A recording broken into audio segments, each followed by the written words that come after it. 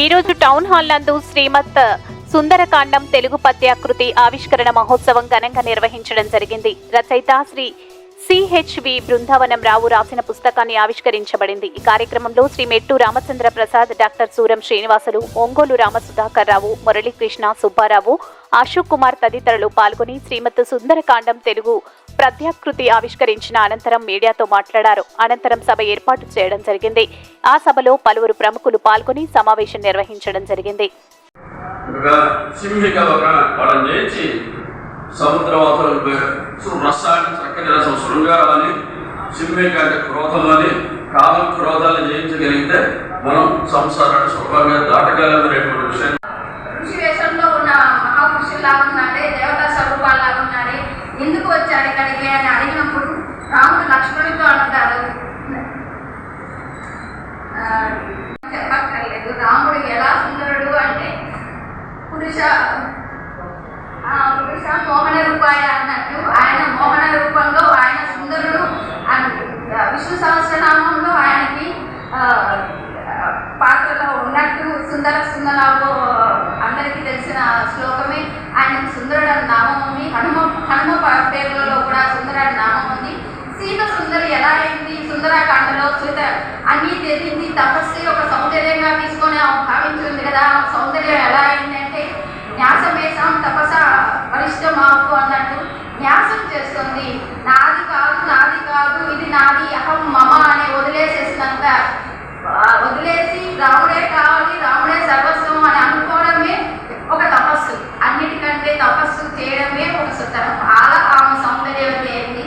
ఇలా పాత్ర పరంగా హనుమ, సీత, రాముడు అండ్ కావ్యపరంగా శబ్ద అర్థ రస సౌందర్యాలు ఉన్నాయి.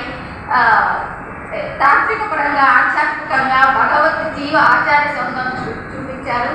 హనుమంతులు వాళ్ళు ముఖ్యంగా ఇక్కడ గురువుగా మనం భావించి, ఒక దూతగానే కాదు గురువుగా భావించాలని ఈ సుందరకాండలో మొదటి సర్గ నుండి చివరి సర్గ వరకు ఉంటుంది.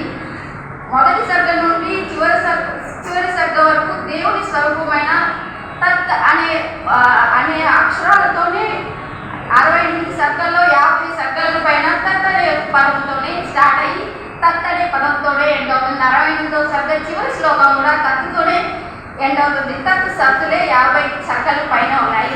దీనికి 500 పైగా బీజాక్షరాలు ఉన్నాయి. ఇవి ఇహలోక సుఖాలే కాదు, ఆయురారోగ్యాలే కాదు, పరలోక సుఖం. మనం భగవంతుడిని ఎలా పొందాలి, భగవంతుడి సాక్షాత్కారం ఎలా చెందాలి, ఆ అనుభూతిని ఎలా పొందాలి అనేది కూడా సుందరకాండలో మనకు స్పష్టంగా తెలుస్తోంది. రాముడికి దూరమైంది. ఎందుకంటే ఐహికమైనటువంటి బంగారు ఆభరణాల మీద మనకు మనసు పోతుందో అట్లా ఆమెకు బంగారు జింక మీద మనసు పోయింది. ఆ బంగారు కావాలని చెప్పి అభిలషించింది ఆమె.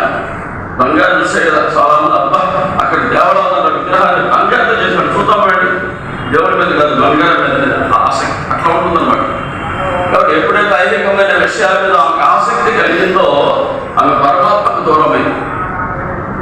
అటువంటి ఆ జీవాత్మ దూరమైనప్పుడు హనుమంతుడు మామూలుగా స్వాభావికంగా పోతే, కానీ గొప్పవాడు ఉందా చెప్పారు కదా, వేదాంత తత్వజ్ఞుడు. ఎందువల్ల భగవంతుడు ఎందుకు మనసు లగ్నం చేశాడు. భగవంతుడు ఎందుకు మనసు లగ్నం చేస్తే చపలమైన మనసు కూడా స్థిరంగా ఉంటుందనే విషయం మనకు అర్థం చేసుకోవాలి.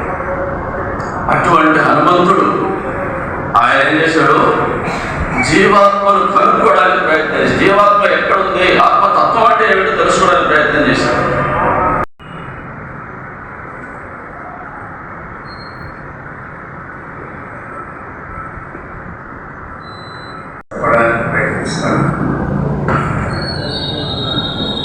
మన ఈ భారతదేశంలో ఈనాటి మనం అనుసరిస్తూ ఉన్నటువంటి సనాతన ధర్మానికి మూల స్తంభాలు రామాయణ భారతాల విషయం అందరికీ తెలిసిందే. అందులో మొదటిది రామాయణం. ఆ రామాయణం తెలియని వారు ఏ జగత్కు చెందిన వారైనా ఈ దేశంలో రాముని పదము తెలియని వారు ఒక్కరు కూడా ఉండరు అంటే అశ్వస్తారు. అంతేకాదు ప్రపంచ దేశాలలో కూడా బహుళ ప్రచారం పొందినటువంటి ఏకైక మహాకావ్యం శ్రీరామాయణం, వాల్మీకి రామాయణం. అందులో కూడా ప్రత్యేకించి చెప్పాలి అంటే అన్ని కాండలలో సుందరకాండ చాలా సుందరమైనది. ఆ సౌందర్యాన్ని గురించే ఎంతో చెప్తారు విమర్శలు. అంతా సుందరమైనది. అటువంటి సుందరకాండం ఎంతోమంది ఎన్నో భాషల్లో అనువదించారు. అందరికీ తెలిసిందే కదయ్యా, మళ్ళీ ఎందుకు దానిని అనువదించడం అంటే మా గురువు కోడూరు హనుమంతానికి రామశర్మ గారు ఒక మాట చెప్పారు. రామ కథను ఎన్ని మార్లు ఎంతమంది అనువదించినప్పటికీ చెప్పినప్పటికీ వినేవాళ్ళకి అది నిత్య నూతనమైనదే.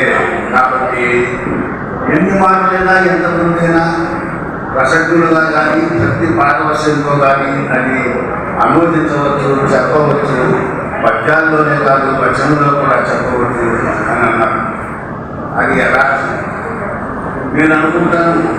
ఆ దృష్టితోనే మన బృందావనరావు గారు తన రచనగా సుందరకాండను ఎదుర్కొన్నారు. అది కూడా ఎంతో భక్తితో శ్రద్ధతో దానిని అనుమతించినట్టుగా అర్థమవుతుంది. అటువంటి సుందరకాండల గురించి ఇక్కడ మాట్లాడడానికి ఎంతోమంది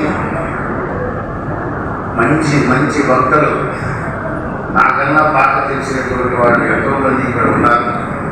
వాళ్ళందరి మాటలు కూడా మీరు వినాలి. అధ్యక్షుడిగా ఏదో 2 విషయాలు మాట్లాడాలి కాబట్టి నేను మాట్లాడాను. ఇక్కడితో నా చిన్న ఉపన్యాసాన్ని ముగిస్తూ తర్వాత ఒక పద్య పండుగ, సాహితీ పండుగ నెల్లూరు టౌన్ హాల్లో జరిగింది. బృందావనరావు గారైన ఒక కవి, కథకులు, రచయిత, వ్యాసకర్త, విమర్శకులు. ఈరోజు ఆయన సుందరకాండము అనే ఒక విప్లవకరమైన కావ్యం రచించారు. దానిని ఈరోజు ఇక్కడ ఆవిష్కరించారు. పండితులు, మేధావుల మధ్యన వారు ఆవిష్కరించడం జరుగుతుంది. అంతేకాకుండా వారు వివిధ రంగాల్లో చేస్తున్న కృషి నిజానికి వారు చెప్పినట్టు ఒక శ్రీరామచంద్రుడు ఆశీస్సులు కానివ్వండి, లేదంటే హనుమంతుల వారి ఆజ్ఞ కానివ్వండి, వారు ఈ సుందరకాండం అనేది దాదాపు 1500 పద్యాలతో వారు పూర్తి చేశారు. అంతేకాకుండా ఇప్పటికి కూడా వివిధ యాప్ల్లోనూ గ్రూపుల్లోనూ వీరి సాహిత్యము అంటే ఈ పద్య సాహిత్యం కూడా విస్తృతంగా ప్రచారంలోకి వెళ్ళింది, ప్రజల ఆదరణ పొందింది. ముఖ్యంగా ఇక్కడ ఉన్న వేదిక మీద ఉన్న పండితులు, మేధావులు అందరూ కూడా దాన్ని అభినందించి ఈరోజు దూర ప్రాంతం నుంచి కూడా అందరూ ఇక్కడ హాజరయ్యి ఈ ఉత్సవంలో, ఈ పండుగలో పాల్గొని ఈ ఆవిష్కరణ ఉత్సవాన్ని ఘనంగాను వైభవంగాను నిర్వహించారు. వీరందరికీ కూడా వారి కుటుంబం తరఫున, బృందావనరావు తరఫున కూడా మేము ధన్యవాదాలు తెలుపుతున్నాము.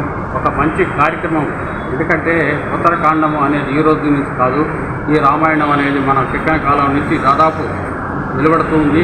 ఇప్పటికీ ప్రజల ఆదరణ పొందుతుంది. అలాంటి కావ్యాన్ని ఈరోజు చారిత్రకమైన నెల్లూరు టౌన్ హాల్లో బృందావనరావు ఆవిష్కరించడం నిజానికి ఒక గొప్ప పండుగగానే మేము భావిస్తున్నాము. రామాయణం పారాయణం చేయటం అలవాటు.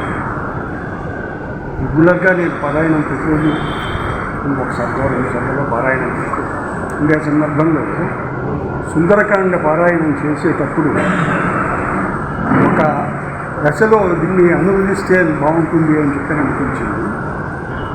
ఆ రకంగా కొన్ని పద్యాలు రాశాను, బాగా కుదిరాయి. భగవంతుడి దయ వల్ల అన్ని సర్గలు సుందరకాండ మొదటి నుంచి చివరి దాకా ప్రయత్నించి రాయగలిగాను. ఇందులో నా గొప్పతనం లేదు, నేను పెద్ద ఎక్కువ చదువుకున్నటువంటి వాడిని కాదు. అయినా కానీ నేను రాయటం మొదలుపెట్టిన తర్వాత ఏదో ఒక ఆవేశం లాంటిది నన్ను ఆవహించేది కంప్లీట్ చేసిన దాకా అవ్వట్లేదు. నాకు ఎక్కువ నేను ఎప్పుడూ ప్రయత్నం చేయలేదు. ఇప్పుడు చేసినటువంటి ప్రయత్నం అది ఏదో ఒక ఆవేశంతో చేసినటువంటిది. హనుమంతుడో శ్రీరామచంద్రుడో నన్ను ఆవేశించి నా చేత ఈ రాయించాలని చెప్పాను.